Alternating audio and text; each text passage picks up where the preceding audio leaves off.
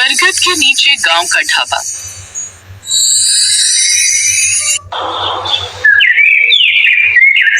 सुनो जी, मैं अब इस मुसीबत को और नहीं झेल सकती। कितनी बार कहा इसे घर से बाहर निकाल फेंको अब।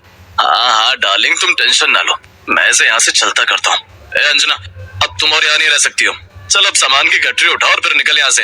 लेकिन भैया, मैं यहाँ से कहाँ जाऊंगी? आखिर आप लोगों के अलावा मेरा है ही कौन?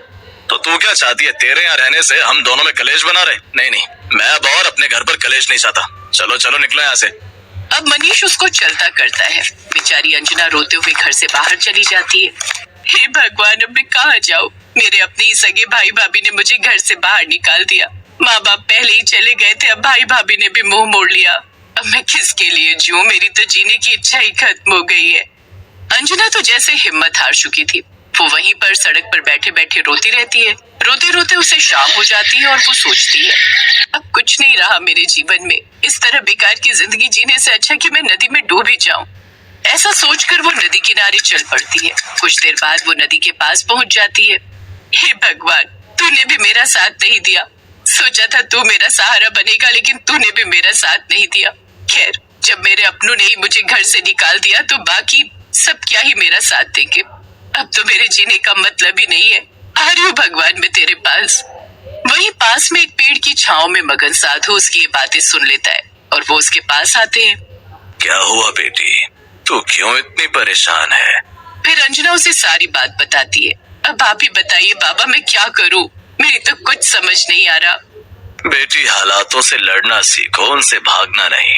एक जीवन पाने के लिए मनुष्य को कितने कीड़े मकोड़ों की जिंदगी भोगनी पड़ती है, तब जाकर वो मनुष्य रूप में जन्म लेता है। और तू उसे यूं ही खत्म करना चाहती है।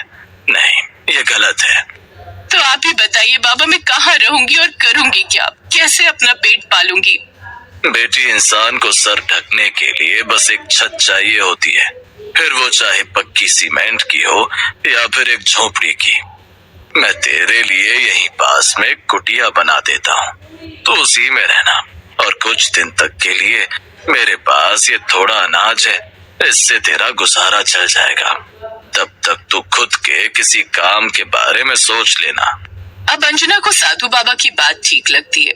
इसके बाद साधु बाबा उसके लिए कुटिया बना देते हैं जिसमें वो रहने लगती है। साथ ही उसमें एक मिट्टी का चूल्हा भी बना देते हैं जिस पर अंजना खाना बना लेती थी। ऐसे ही कुछ दिन बीत गए और अब वो साधु बाबा भी वहीं पास ही एक कुटिया बनाकर रहते थे। फिर एक रोज संजना गांव के बाजार गई थी, लेकिन चलते चलते उसे अब भूख लगने लगी।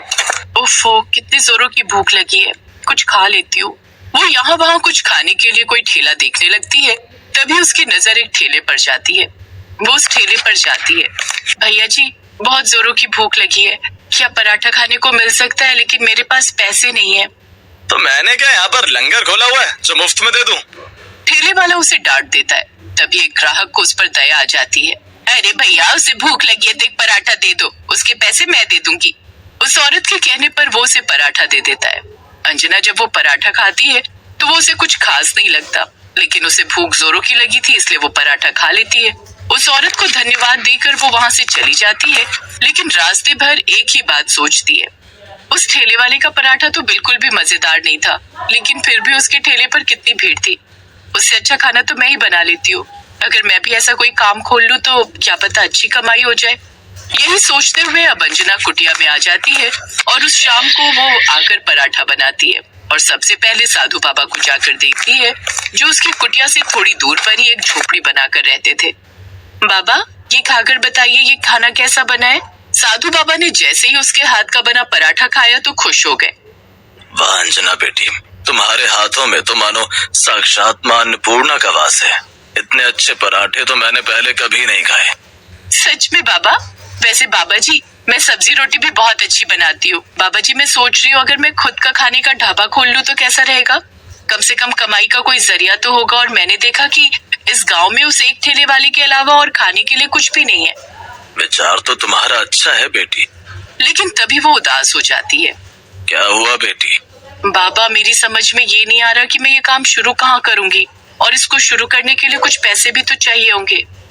ढाबे के लिए इस बरगद के पेड़ की छांव से बेहतर जगह तो कोई और हो नहीं सकती। तुम इस बरगद के पेड़ के नीचे ही खुद का एक ढाबा शुरू करो। गांव का ढाबा के नाम से, और इस काम को शुरू करने के लिए तुम्हें जो भी सामान की जरूरत पड़ेगी वो मैं भरवा दूंगा। ये सुनकर अंजना खुश हो जाती है और अगले ही दिन वो बांस की कुछ कुर्सियां और टेबल बनाकर तैयार कर लेती है। साथ ही साधु महाराज जरूरत का सामान भरवा देते हैं और फिर अगले दिन से ही वो उस बरगद के पेड़ के नीचे गांव का ढाबा के नाम से अपना काम शुरू कर देती है और खाना बनाने लगती है। कुछ ही देर में वहाँ से गुजरने वाले लोग उसके ढाबे पर आने लगते हैं। अरे वाह, पेड़ की ठंडी ठंडी छांव में और इस ठंडी नदी किनारे पर इस ढाबे में कितना सुकून आ रहा है। बहन, क्या क्या खाने में? आलू गोभी के पराठे रायते के साथ, दाल मखनी और रोटी। ठीक है, तो मेरे लिए आलू के पराठे रायते के साथ ले आओ। अब वो जल्दी से उसके लिए गर्मा गर्म पराठे लगाती है।